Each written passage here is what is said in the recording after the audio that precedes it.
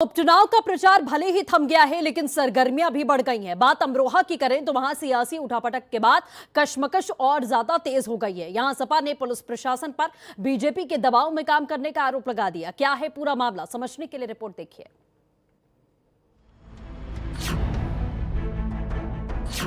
नौगामा सादात में उपचुनाव का रण, सपा ने पुलिस प्रशासन पर लगाया आरोप। बीजेपी के दबाव में काम कर रहा है पुलिस प्रशासन। चुनाव पर्यवेक्षक से मिलकर दर्ज कराई शिकायत। अमरोहा के नौगामा सादात विधानसभा में उपचुनाव है। सत्ता पक्ष और विपक्ष ने अपनी पूरी ताकत झोंक दी है। जीत किसकी होगी, किस पार्टी के उम्मीदवार के सर पर जीत का सेहरा सजेगा, जनता किसे वोट देकर लखनऊ भेजेगी, ये वक्त बताएगा।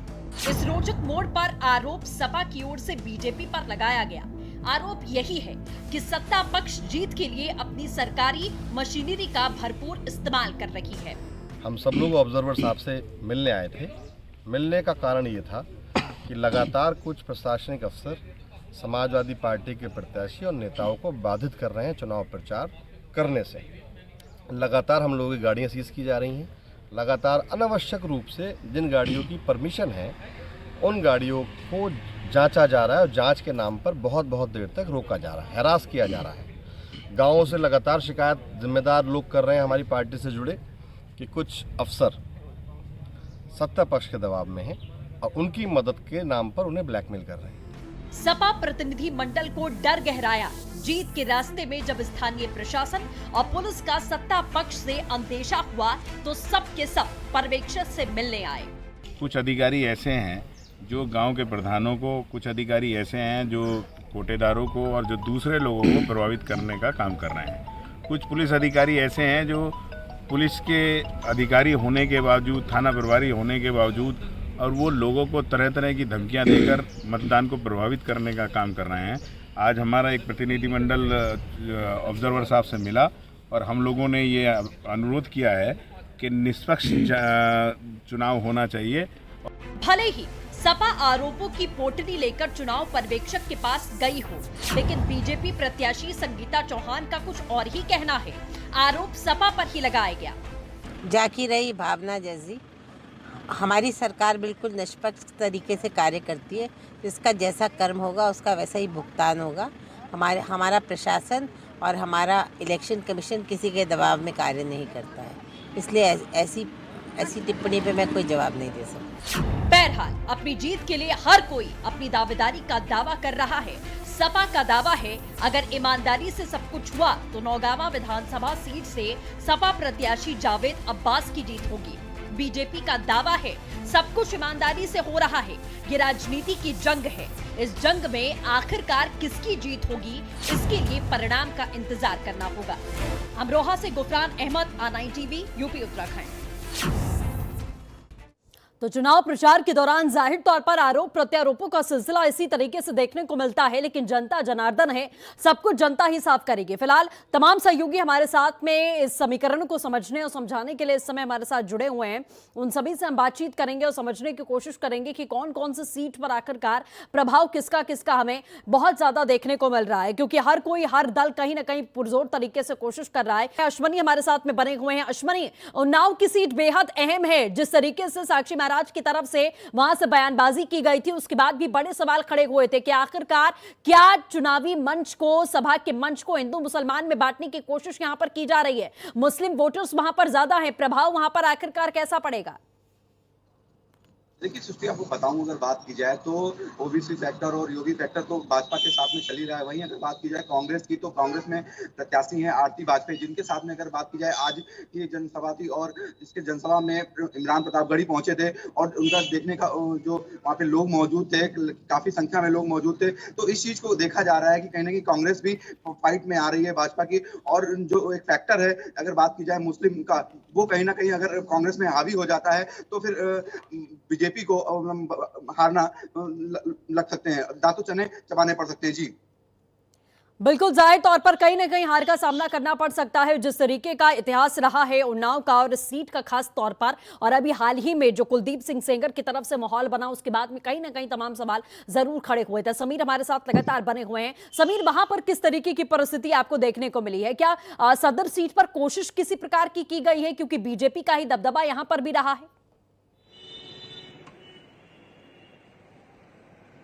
बताना चाहेंगे प्रयास पूरी तरह से बीजेपी द्वारा किया जा रहा है, लेकिन जो शहर है, शहर के बीचों बीच डिवाइडर्स बनाए गए हैं जो अभी उचित नहीं थे।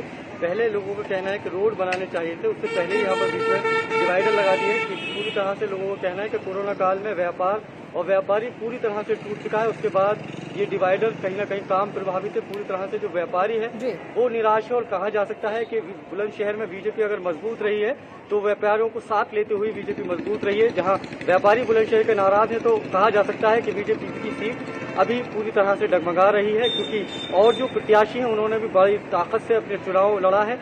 गांव-गांव गए हैं, डोर डोर चुनाव पर अपील की है, और शक्ति प्रदर्शन में भी हजारों की तादाद में गाड़ियां निकली हैं शहरों में। हर जगह से शक्ति प्रदर्शन का असर दिखा है। तो कहा जा सकता है कि अभी कहना ये जल्दबाजी है कि किसको जीत का सामना करना पड़ेगा और किसको हार नसीब होगी, लेकिन कहीं ना कहीं बदलाव बुलंदशहर की जनता चाहती है। इस बार बदलाव निश्चित होगा। जी बिल्कुल, चलिए अश्वनी हमारे साथ में लगातार बने हुए हैं। अश्वनी, अब समझना चाहेंगे कि आखिरकार जैसा कि समीर ने अभी कहा कि जो मूल मुद्दे होते हैं वही उपचुनाव में असर डालते हैं। अभी कोई इंटरनेशनल या नेशनल या फिर उत्तर प्रदेश से जुड़ा हुआ कोई बहुत बड़ा मुद्दा प्रभाव नहीं डालेगा। अगर हम घाटमपुर की बात कर लें, वहां के स्थानीय मुद्दे, प्रमुख मुद्दे आखिरकार क्या रहे हैं जिस पर आपको लगता है कि इस बार वोटर ज्यादा फोकस करेगा? देखिए, आपको बता दूं, अगर बात की जाए उन्नाव बांगरमऊ की समस्याएं, एक वहाँ पे व्यापारी वर्ग ज्यादा है, और वहाँ का जो मेन रोड है जिसको लेके हमने एक कार्यक्रम भी किया था, जिसके दौरान लोगों की बात जानी, जनता के दिल की बात। वहाँ सबसे ज्यादा दिक्कत आती है ट्रैफिक व्यवस्था की, जो कि देखने को मिल रही है। वहीं अगर बात की जाए दूसरी तरफ, जो एक मेन रोड है वो तो ठीक है, मगर जो लिंक रोड है जितनी भी बांगरमऊ की, वो गाँव को जो जोड़ती है कस्बे से, वो कहीं ना कहीं दिक्कत कर रही है, जिसकी वजह से वहाँ के लोग नाराज हैं। और इनका ये भी कहना है कि हम प्रत्याशी ऐसा चुनेंगे जो कि हमारे बांगरमऊ का होगा और हमारे सुख दुख में खड़ा होगा। तो इस चीज की बात की जाए तो अगर सुरेश पाल की, जो कि सपा से प्रत्याशी हैं, वो भी बाहर के हैं, महेश पाल जी हैं, तो वो भी कभी उस कस्बे में रहते हैं, कभी नहीं रहते हैं, और आरती वाजपेयी जी की अगर बात की जाए तो उसी कस्बे की हैं, वहीं की हैं। तो कहीं ना कहीं ये चीजें निकल के सामने आ रही हैं कि आरती वाजपेयी का जो तरफ है वो भारी हो रहा है कांग्रेस। जी बिल्कुल, कहीं ना कहीं आरती वाजपेयी की जिस तरीके से आपने बात की है, पहले भी हालांकि हार का सामना पहले भी इनको करना पड़ा है, लेकिन कांग्रेस पार्टी ने एक बार फिर से बांगरमऊ में इन पर ही भरोसा जताया। तो कहीं ना कहीं इतिहास ऐसा रहा है, और कांग्रेस पार्टी को यह भी समीकरण समझ में आए होंगे कि एक तो इतिहास अभी हाल ही में जो कुलदीप सिंह सेंगर की वजह से परिस्थितियां भारतीय जनता पार्टी को झेलनी पड़ी, उसकी वजह से कहीं ना कहीं फायदा हो सकता है।